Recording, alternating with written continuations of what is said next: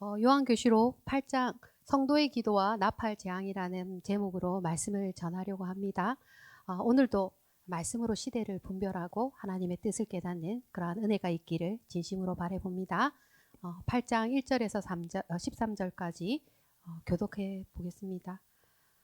일곱째 인을 떼실 때에 하늘이 반 시간쯤 고요하더니 내가 봄에 하나님 앞에 일곱 천사가 서 있어 일곱 나팔을 받았더라. 또 다른 천사가 와서 제단 곁에 서서 그 금 항료를 가지고 많은 향을 받았으니 이는 모든 성도의 기도와 합하여 보좌 앞 금 제단에 드리고자 함이라. 향연이 성도의 기도와 함께 천사의 손으로부터 하나님 앞으로 올라가는지라. 천사가 향로를 가지고 제단에 불을 담아다가 땅에 쏟음에 우레와 음성과 번개와 지진이 나더라. 일곱 나팔을 가진 일곱 천사가 나팔 불기를 준비하더라. 일곱 천사가 나팔을 부니 피 섞인 우박과 불이 나와서 땅에 쏟아짐에 땅의 3분의 1이 다 버리고 수목의 3분의 1도 다 버리고 각종 푸른 풀도 다 버렸더라. 둘째 천사가 나팔을 부니 불 붙는 큰 산과 같은 것이 바다에 던져짐에 바다의 3분의 1이 피가 되고 바다 가운데 생명 가진 피조물들의 3분의 1이 죽고 배들의 3분의 1이 깨지더라. 셋째 천사가 나팔을 부니 횃불같이 타는 큰 별이 하늘에서 떨어져 강들의 3분의 1과 여러 물샘에 떨어지니 이 별 이름은 쓴 쑥이라. 물의 3분의 1이 쓴 쑥이 되매 그 물이 쓴 물이 되므로 많은 사람이 죽더라. 넷째 천사가 나팔을 부니 해 3분의 1과 달 3분의 1과 별들의 3분의 1이 타격을 받아 그 3분의 1이 어두워지고 낮 3분의 1은 비추임이 없고 밤도 그러하더라. 내가 또 보고 들으니 공중에 날아가는 독수리가 큰 소리로 이르되 땅에 사는 자들에게 화가 있으리니 이는 새 천사들이 불어야 할 나팔 소리가 남아 있음이로다 하더라. 아멘. 보좌에 앉으신 하나님으로부터 승천하신 예수님께서 일곱 인으로 봉인된 두루마리를 받으셨는데 8장의 내용은 일곱째 인을 떼는 상황입니다. 그 8장 1절에 2절의 내용을 보면 일곱째 인을 떼실 때에 하늘이 반 시간쯤 고요하더니 내가 봄에 하나님 앞에 일곱 천사가 서 있어 일곱 나팔을 받았더라 라는 말씀으로 시작이 되었잖아요. 일곱째 인을 떼면 어떤 일이 벌어지는가? 하늘이 반 시간쯤 고요하고 천사들이 하나님의 앞에 나와서 나팔을 받는 이러한 장면이 되었습니다. 이 말씀은 앞으로 일곱 나팔의 재앙이 시작될 거라는 걸 알려주는 그러한 말씀이 되죠.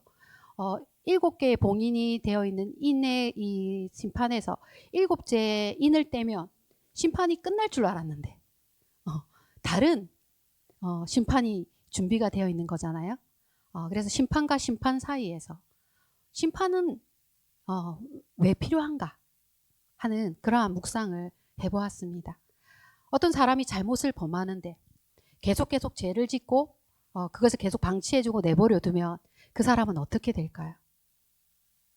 나중에 알아서 회개하고 저절로 착해지고 올바른 길에 들어서고 세상은 더 살기가 좋아질까요? 그렇게 되겠습니까? 그 죄인에게는 죄의 결과를 책임질 필요가 있고 그 인생을 바로잡을 기회가 있어야 합니다. 그래서 심판이 필요한 것이죠. 전도서에 보면 죄인 한 사람이 많은 선을 무너뜨린다고 했어요. 죄인 한 사람이 정말 많은 선을 무너지게 한다는 그런 말씀을 했는데 악인들이 득세하면 한 도시나 마을의 평화가 깨어지는 것이 아니라 나라들의 평화가 무너지고 그로 인해서 고통받는 약한 자, 가난한 자, 힘없는 자들이 있고 그 악인들을 벌하지 않으면 그 범죄한 나라들을 심판하지 않으면 세상의 정의는 사라지고 사람들은 소망이 없어집니다. 그런데 이러한 심판이 없이 한 세대가 가고 또 한 세대가 다 가고 그렇게 긴 시간이 계속 지나가게 되면 사람들은 어떻게 될까요? 사람들은 양심을 지키거나 법을 지키려고 하는 사람들은 적어지고 무법한 그러한 사람들이 더 많아지는 것이죠. 하나님을 공의의 하나님으로 믿기가 참으로 어려워질 것이고 또한 성도들은 사단에 의해서 성도들의 믿음이 고난을 받게 될 것입니다. 하나님이 심판하지 않는 것 같은 그러한 때에 성도들은 어떤 기도를 드렸습니까? 하나님 속히 이 땅을 고쳐주시고 정의가 강같이 공의가 하수같이 흐르게 하옵소서 하는 그러한 기도들을 드렸고, 성도들이 또한 악인들을 심판하시고 이 범죄한 나라들을 심판하여 주시옵소서라는 그러한 기도들을 드렸으며, 마라나타 주 예수여 속히 오시옵소서 하는 그러한 기도들을 드렸습니다. 이 세상에 심판이 없다면 죄인들은 벌을 받지 않아도 되고 그 속에서 고통받는 사람들의 그 탄식 소리가 끝나지 않을 것입니다. 세상에 심판이 없다면 하나님의 공의와 세상의 정의가 바로 세워질 수가 없습니다. 애굽이 큰 제국이 되기 위해서 아수르가 그 대형 제국이 되는데, 바벨론과 로마가 나라들 위에 군림하고 그 세력을 키우고 식민지를 만들어가는 그 과정 속에서 벌인 전쟁들로 인하여 그 전쟁의 참상 그 전쟁이 얼마나 참혹했는가에 대하여 우리가 상상할 수 없고, 그리고 그 전쟁을 벌이는 그 과정 속에서 폭력과 착취와 불법을 행하는 그러한 일들로 인해서 얼마나 많은 사람들이 고통받고 눈물 흘리며 하늘을 향하여 탄식을 하였는지 모릅니다. 하나님이 어찌 그러한 나라들을 심판하지 않을 수 있습니까? 두루마리를 가지신 예수님이 인을 뗀다는 것은 먼저 그 일을 행할 수밖에 없는 죄악으로 가득 찬 세상이 되어져 있는 것이고, 사람들이 이러한 심판이 아니고서는 도무지 깨닫지 못하기 때문입니다. 노아 홍수의 심판이 언제 내려졌는지 창세기 6장 5절에 8절의 말씀을 한번 읽어보기로 원합니다. 여호와께서 사람의 죄악이 세상에 가득함과 그의 마음으로 생각하는 모든 계획이 항상 악할 뿐임을 보시고 땅 위에 사람 지으셨음을 한탄하사 마음에 근심하시고 이르시되 내가 창조한 사람을 내가 지면에서 쓸어버리되 그러나 노아는 여호와께 은혜를 입었더라. 하나님께서 노아의 심판을 하실 때에 사람의 그 죄악이 세상에 가득하고 그 마음으로 생각하는 모든 계획이 항상 악할 뿐임을 아시고 이 세상을 홍수로 심판을 하셨습니다. 그런데 그러한 중에도 노아가 여호와께 은혜를 입었습니다. 소돔과 고모라가 심판이 언제 내려졌는가를 보면 창세기 18장 20절에서 21절에 보면 여호와께서 또 이르시되 소돔과 고모라에 대한 부르짖음이 크고 그 죄악이 심히 무거우니 이제 내가 내려가서 그 모든 행한 것을 과연 내게 들린 부르짖음과 같은지 그렇지 않은지 내가 보고 알려 하노라 하시는 그런 말씀을 하셨는데, 소돔과 고모라에 대한 그 죄악이 심히 무겁고 그곳에서 들리는 그 부르짖음이 하늘에 닿는다라는 그런 말씀을 하셨는데, 그러한 중에도 롯이 구원을 받습니다. 이 세상에 죄악이 가득 차고 그로 인해서 창조 세계가 고통을 받고 사람들의 부르짖음이 하늘에 닿고 그러한 지경에 이르러서 하나님이 이 세상을 심판하시는데, 그러한 중에도 노아를 구원하시고 롯을 구원하시는 그러한 이 심판의 이야기는 구원의 이야기가 되고 있는 것을 알려줍니다. 요한계시록은 심판에 대한 주제가 있는 말씀이죠. 로마 제국에 대한 심판이나 사단에 대한 심판이나 이 세상에 일어날 최후의 심판에 대한 이야기를 들을 수가 있습니다. 비록 상징의 언어나 비유의 숫자들을 다 이해할 수 없다고 해도 하나님은 죄를 반드시 보랍니다. 하나님은 의인의 기도를 들으십니다. 하나님 죄악된 세상에서 믿음을 지킨 성도들을 보호하시고 하나님의 품에 안으십니다. 이것은 변함없는 진리의 말씀입니다. 인을 떼셨을 때 어떤 일이 벌어지는가? 7 나팔을 불었을 때 무슨 일이 일어나는가? 7 대접을 쏟으시면 무슨 일이 일어나는지, 그게 무엇인가 하는 것에 대한 우리가 그런 내용들도 알아야 합니다. 이와 동시에 왜 이러한 심판이 임하여질 수밖에 없는지를 우리가 놓쳐서는 안 되는 것 같습니다. 우리가 이 요한계시록의 말씀들을 짧은 부분 보다 보면 그냥 그 심판이 전부인 것처럼 보이고 그러한 일들이 왜 일어나는지 그런 것들을 놓칠 수가 있다라는 그런 생각이 들었습니다. 계시록은 심판과 심판 사이에 중요한 이야기를 하고 있습니다. 6번째 인을 떼면서 그 7번째 인을 떼는 그 중간에 7장이 있어요. 요한계시록 7장이. 6번째 인을 떼고 일곱 번째 인을 때는 8장으로 바로 연결되는 게 아니고 그 중간에 보석 같은 요한계시록 7장이 있습니다. 심판과 심판 사이에 있는 이야기들은 참으로 소중합니다. 하나님께서 성도들을 보호하시고 그 이마에 인을 치시고 보호하시는 14만 4천의 성도들의 이야기가 있고 하늘 성전에서 보좌에 앉으신 이와 어린 양께 드리는 천상의 예배를 계속적으로 보여주시면서 이 땅에 살아가는 성도들이 위로를 받고 소망으로 그것들을 붙들 수 있는 은혜를 심판과 심판 사이에 놓아두고 있는 그런 말씀들을 보게 됩니다. 오늘 8장에서도 심판과 심판 사이에 일어나는 일이 있습니다. 8장 1절에서 2절 사이에 보면 하늘이 반시간쯤 고요하더라.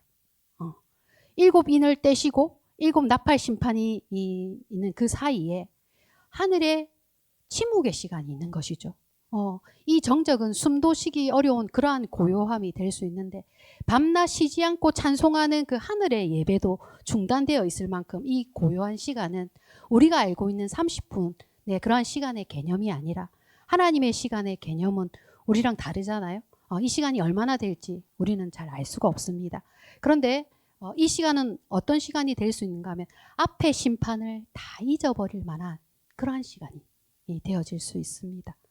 그리고 이 시간은 하나님이 안 계신 것처럼 하나님의 부재를 느낄 수 있는 그런 시간이 될 수도 있습니다. 만약 이것이 하나님의 부재를 느끼게 하는 시간이 될 때에 악인들은 어떻게 할까요? 악인들은 또다시 방탕하고 우상 숭배하고 타락하고 죄로 치닫는 죄를 더하는 그러한 시간들이 될 것이고 성도들은 하나님이 안 계신 것 같은 그러한 순간에 낙심과 절망 속에서 믿음의 인내의 한계에 다다르는 그러한 양극단의 상황도 존재할 수가 있는 그러한 하나님의 침묵의 시간이 될 수도 있습니다. 때때로 우리가 살아가는 이 시대가 하나님이 침묵하시는 시대가 아닌가 문득문득 그러한 생각이 들 때도 있고요. 우리 개인의 인생 속에서도 하나님이 안 계신 것처럼 느껴지는 그러한 순간이 있을 수 있다는 그러한 생각을 해보게 됩니다. 그러한 중에 등장하는 또 다른 천사의 존재는 하나님의 침묵의 시간이 성도들의 기도를 들으시는 시간이라는 너무나 중요한 이야기를 해주고 있습니다. 8장 3절에서 5절 저와 여러분 같이 한번 읽어보도록 하겠습니다. 또 다른 천사가 와서 제단 곁에 서서 그 향로를 가지고 많은 향을 받았으니 이는 모든 성도의 기도와 합하여 보좌 앞 금 제단에 드리고자 함이라. 향연이 성도의 기도와 함께 천사의 손으로부터 하나님 앞으로 올라가는지라. 천사가 향로를 가지고 제단에 불을 담아다가 땅에 쏟음에 우레와 음성과 번개와 지진이 나더라. 이 또 다른 천사가 하는 일은 제단 곁에 서서 성도들의 기도를 모아가지고 하나님 앞에 드리는 일을 합니다. 하나님이 그 기도를 받으시면 그 기도를 받으시고 나면 그 기도에 제단 뿔을 더해서 그걸 땅에다 쏟습니다. 그러면 우레와 번개와 지진이 난다라는 것은 하나님의 뜻이 땅에서 이루어진다라는 그러한 말씀이죠. 본문의 말씀은 어떠한 순간에도 우리가 기도를 중단할 수 없겠구나 하는 그러한 말씀을 깨닫게 되기도 하고 정말 하나님은 우리의 기도를 신실하게 들어주시는구나 하는 그러한 중요한 영적 진리를 담고 있는 소중한 본문입니다. 이 세상에서 우리가 드리는 오늘도 우리가 기도 드렸잖아요.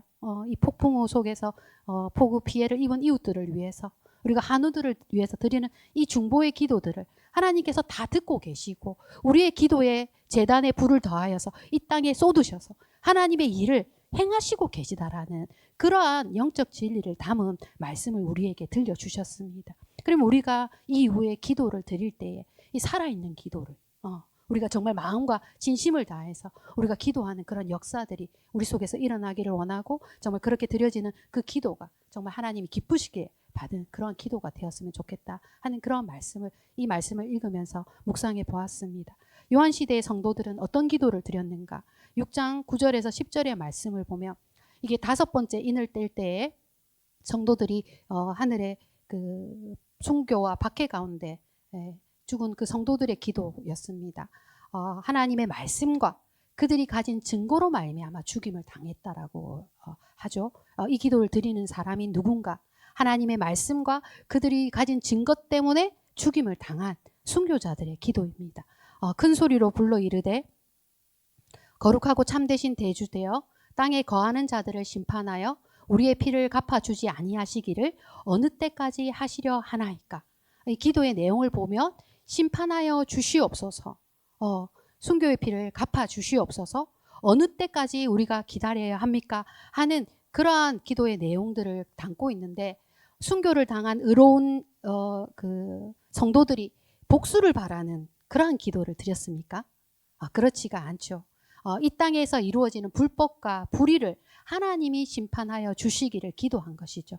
죄악으로 물든 세상에 하나님이 심판하셔서 모든 것을 바로잡고 죄악을 벌하여 주시기를 바라는 그러한 마음을 담아 드린 기도입니다. 이러한 기도가 드려졌을 때 오늘 저와 여러분 함께 읽었던 8장 3절에서 5절의 말씀 속에 이러한 기도가 하나님 앞에 드려지고 그 기도를 담아서 땅에 쏟았을 때에 우레와 번개와 지진이 일어난다라는 것은 이 나팔 재앙이 불의 심판으로 이 불이 이 땅에서 죄악을 불사르는 그러한 심판이 될 것을 예고하고 있는 것입니다. 이 제단의 불이라는 게 깨끗하게 하고 정화시키는 그러한 역할을 하는 불이기 때문에 이 불의 심판, 나팔의 심판이 불의 심판이라는 걸 알려주는 첫 번째 목적이 있고, 두 번째는 나팔을 불잖아요. 이 나팔을 분다는 것은 경고를 하는 목적을 가지고 있는 것이고, 이 나팔 재앙을 통해서 성도의 기도를 통하여 하나님이 일하시고 계시다라는 것을 알려주는 이 나팔 재앙은 이러한 목적들을 가지고 있는 것을 살펴보게 됩니다. 그렇다면 첫 번째 나팔이 불면 어떤 일이 일어나는지, 두 번째 나팔을 불면 어떤 일이 일어나는지 8장 6절에서 9절에 보면 이제 7 나팔을 가진 천사가 이제 첫 번째 이제 나팔을 불었잖아요. 그러니까 피가 섞인 우박과 불이 나와서 땅의 3분의 1, 수목의 3분의 1, 초목의 3분의 1을 태웁니다. 두 번째 천사가 나팔을 부니까 불 붙은 산, 그러니까 화산 같은 상태죠. 그죠? 산이 불이 붙어서 바다에 던져지니까 바다의 3분의 1이 피가 되고 바다의 생물들의 3분의 1이 죽고 배들의 3분의 1이 깨어지는 그러한 일들이 일어납니다. 이 말씀을 보고 있으니까 폼페이 최후의 날 그 말씀도 이렇게 생각이 나고 그 시대에 일어났던 일들이기 때문에, 그리고 배들은 왜 깨어지나? 배들은 무슨 잘못을 했나? 그런 생각을 해보게 되는데, 이 배들은 무슨 잘못을 했는가? 이 식민지 정복에 가장 앞장서서 사용되는 그러한 도구가 배들인 거예요. 이 배를 타고 다른 나라를 쳐들어가고 식민지를 개척하고 하는 그러한 일들을 하였기 때문에 이 배들이 깨어지고 있는 그러한 모습들을 봅니다. 세 번째 나팔을 불고 네 번째 나팔을 불면 무슨 일이 일어나는가? 10절에서 13절에 보면 세 번째 나팔이 부니까 횃불같이 타는 별이, 하늘에서 별이 불이 붙어가지고 땅에 탁 떨어지는 거죠. 그럼 그 땅에 있는 물들이 쓴물이 되어서 사람들이 마실 수가 없는, 우리 마라의 쓴물처럼 재앙의 물이 되어서 그 물을 먹는 사람들이 죽게 되는 그러한 재앙이 내려진 것이고, 네 번째 나팔이 불어졌을 때에 해의 3분의 1, 달의 3분의 1, 별의 3분의 1이 타격을 받아서 어두워지고 그 빛을 잃는 그러한 재앙들이 일어났습니다. 강과 산과 바다와 해와 달과 별, 지구가 둥글다라는 것을 알지 못하던 시대의 사람들에게 절대적인 우주와 같은 것이고 신앙의 존재가 되기도 하는 그러한 존재였는데, 해가 빛을 잃어 별이 땅에 떨어지고 산이 불을 붙고 강이 피가 되고 바다가 불이 나면 사람들은 무엇을 먼저 생각해야 할까요? 내가 믿고 의지하는 것들이 한낱 피조물에 불과하다라는 것을 깨달아야 하고, 이러한 일을 누가 행할 수 있는가?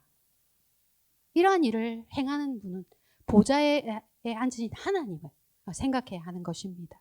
이 재앙의 모습들을 보면 애굽을 심판하실 때에 그 10가지의 재앙의 모습들을 떠올려 볼 수 있는 그러한 재앙들이잖아요. 나일강이 피로 물들고 해가 빛을 잃어서 흑암으로 온 세상을 어둡게 했던 그 애굽에 내려진 그 재앙들은 애굽 사람이 섬겼던 우상들에 대한 심판이었던 것을 생각해 볼 때에 이 나팔의 재앙도 하나님이 다른 신을 섬긴 것들에 대한 우상에 대한 심판일 수도 있고, 또 창조 세계를 오염시키고 하나님의 질서를 파괴한 것에 대한 하나님의 분노를 드러내는 그러한 심판도 될 수 있을 것입니다.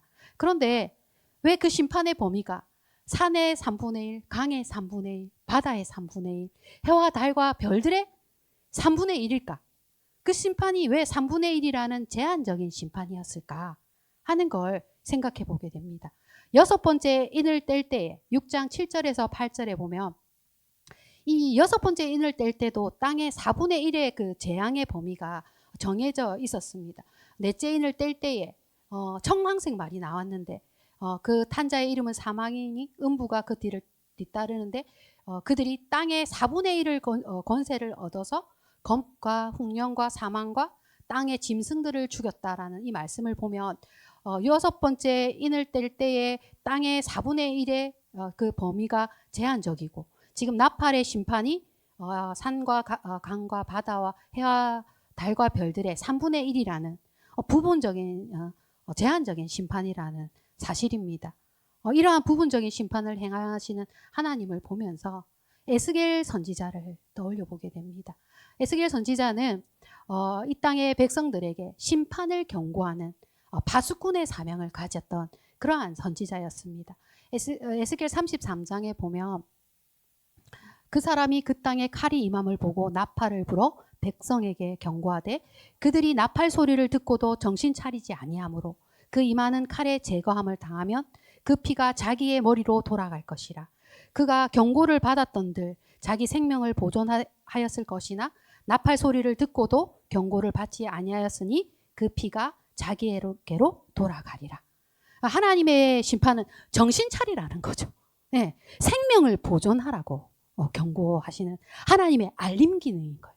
제가 그 재난 문자에 대한 알림 기능을 꺼놓고 있거든요.